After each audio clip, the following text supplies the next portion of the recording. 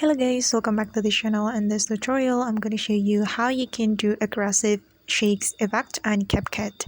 Alright guys, here I have imported my video to CapCut and we're going to practice how we can do aggressive shakes on this video. So the first thing you have to do is clicking on effects option right here.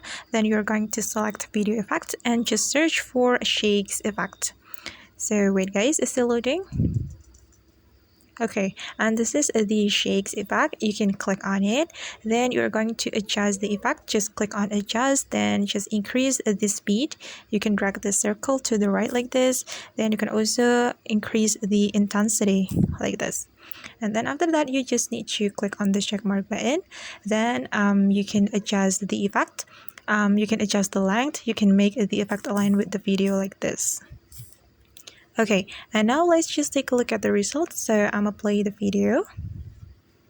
Alright, and this is the result guys. This is aggressive shakes on CapCut. Alright guys, and that's how we can do aggressive shakes effect on CapCut. I hope this tutorial will be helpful for you. Thank you so much for watching and see you on the next video.